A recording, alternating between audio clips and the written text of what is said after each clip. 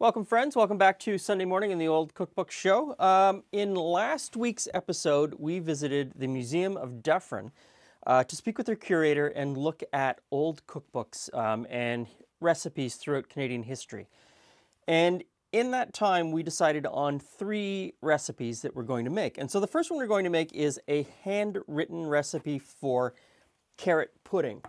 Now, I've never made this recipe, but it is a recipe that's very familiar to me because I think if you grew up in the 60s and 70s, your grandparents probably would have made this 2 or 3 times throughout the year for different family functions. And I know that it's probably something that Julie's familiar with as well. So, the recipe's really easy. It's a cup of everything except for the baking soda, and that's just a teaspoon. So I've thrown the baking soda in with the flour for no real reason other than that's just habit. I'm going to put the flour in the bowl. A cup of white sugar, that goes in the bowl as well. This is a cup of currants, and currants are a dried Corinthian raisin. And to that we're going to add raisins, 1 cup. The currants or Corinthian raisins are quite a bit smaller than the other raisins that you're going to get at the grocery store. So there's a currant, and that's a regular raisin. They're much smaller and they have slightly different flavors. Quite nice on its own, but inside of something else, I don't know that you would notice the flavor difference. But make sure you get Corinthian raisins or dried currants. They're not the same as red or black currants. Completely different things. These are dried grapes, definitely dried grapes. And next in is this. This is beef suet. And so this is ground from the fat that hangs inside the cow, close to the liver and the kidneys. It's not associated with the meat of the cow, and you should be able to get this at pretty much any really good butcher, and even most grocery stores here carry it. Just ask at the meat counter. They've probably got it frozen somewhere. And so I'm just going to give this a stir to get it started before we move on to the next thing, which is a cup of grated carrots and a cup of grated potato. So let's start with the potato. Let's see, let's do this one. Okay, this is going to make a mess. I should have put something down first. Okay, and on to the carrots. And there's no liquid in this recipe other than what's in the potato and the carrot. There's no egg in this recipe. I've been racking my brain trying to remember what my grandmother did, and I cannot for the life of me remember exactly what she put in hers. And I need to find that recipe. So, carrot and potato into the mix. Get it all in there.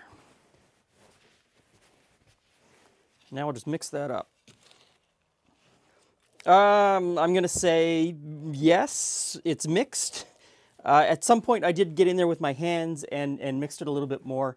The potatoes have given off a lot of liquid into the mixture and brought it together a little bit. So I've got a bowl here that I have buttered inside. Really greased it a lot. And so I'm going to put the pudding in here, although it is quite a dry mix still. I put it in,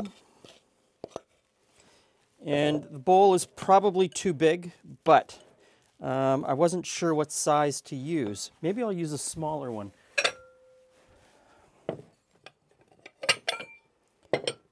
This is probably the right size. Let me butter this one, and then we'll come right back and get this done.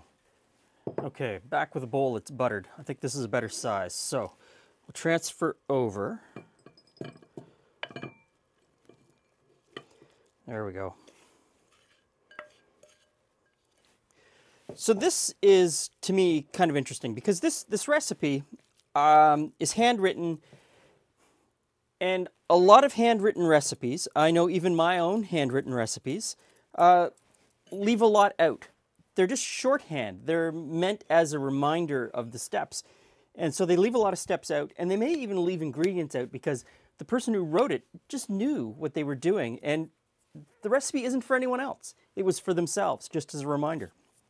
So even when you have the recipe, it's not going to taste like what the person who wrote the recipe made. It's just not. So the next thing we need to do is put a parchment paper disc on the top of this. So I've got a piece of parchment paper. You fold it over once, and then you fold it over twice. And so now I have a rectangle. And so I fold the rectangle into essentially a cone or a triangle. Let me just put it down. Now that I've got this cone or triangle, I'm going to fold it one more time to make an even tighter cone or triangle. I've got a video on this. I'll link to the video if you want to get a really close-eyed picture on what's happening. And then I just kind of hold it over the bowl like this. Roughly find the center. It doesn't have to be exactly the center. And then go out there, take a pair of scissors, and then when you open it up, you pretty much have a disc. And the disc will be a little bit larger than the bowl. Next thing I'm going to do is crumple it up. And then open it up and crumple it up again. And this crumpling, and if you do it a couple of times, the crumpling, and then it makes it much more pliable and easier to push into the bowl. And so now I push that parchment paper down onto the top of the pudding. And the sides of the parchment paper that were a little bit too large, they will come up the sides of the bowl just a little bit, not a whole lot. Don't overthink it. You don't have to get it on there perfect. It just has to sort of be on there. Because the next thing that goes on is some tin foil, and that goes on the outside. And it doesn't matter one bit which side is facing up and which side is facing down. Now this next step is a little bit more difficult. You need some twine.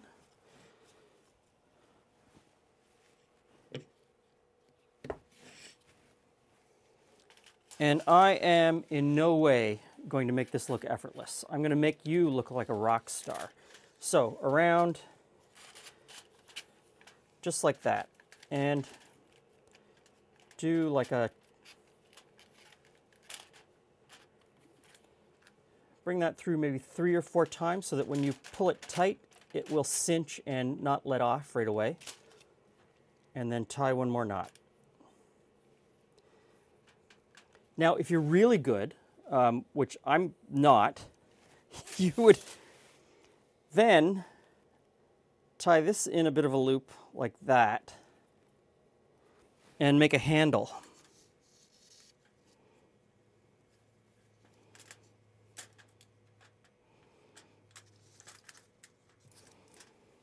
Now you've got a handle for your pudding. Now, mine's a little unbalanced, just a little bit skewed to one side. There's no prize for doing it quickly. Take your time and just play with it. And if you can't do it, don't worry about it. You don't have to. You could take an elastic band and put it around the top. As long as you sort of hold this on as tightly as possible, it doesn't have to be super tight. So I've got a big pot of water here going. It's on sort of a low boil. With the lid off, it doesn't look like it's simmering very much, but as soon as I put the lid on, it will come back. There's a rack in the bottom, but you don't absolutely have to have a rack.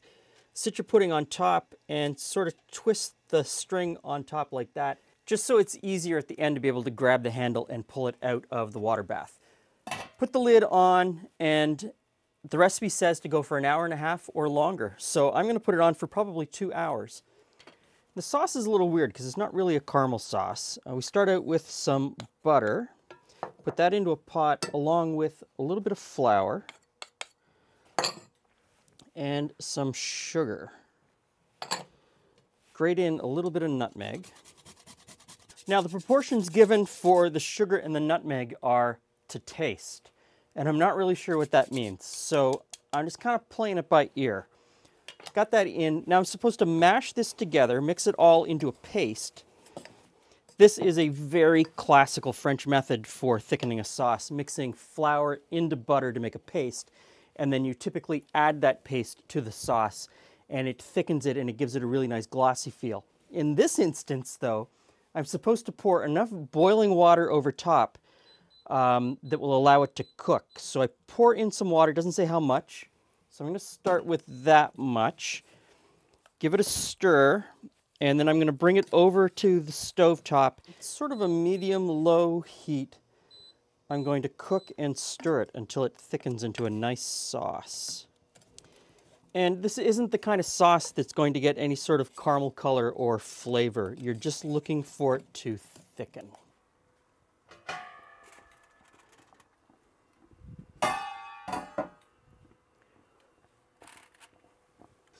It's time for pudding. Okay, here we go. I'm ready. It's like this little mysterious thing that has arrived to the... So, let's see. I feel like there needs to be some kind of formal... Is it like You know what I mean? Like people, you know how there's someone who carves the turkey or... Someone pipes in the haggis? Yeah, I feel like it needs a song or something. I'm not going to sing though. Okay. So, we've just had this golden barley lentil soup, which was amazing. And I am super full, but I can find space. Always for find pudding. space for pudding. So, take the tin foil off. Ooh, And look at that. paper off. I'm just going to cheer. Please do. Hoppa! Oh, pudding. Look at that. It's all raisiny and goody. Okay, well, let's give it a go and see.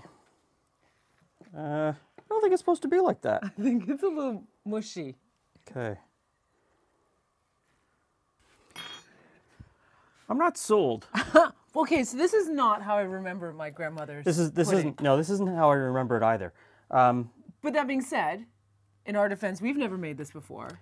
I've never made this before. I've had it before because it's a carrot pudding is something that my grandmother made. Yeah. And I heard your aunts and your mom talking about it at Christmas, I was just going to throw that down. that they couldn't get your grandmother's recipe to work. Yeah. So the fact that there's So there's a secret. a secret that wasn't written down. Because I can't, like, do you think liquid got underneath the tin foil? Is that what happened? Because I don't remember tin foil being part of the measure, but... It might have gotten a little liquid underneath, but I tightened it pretty tight. I wrapped it really tight.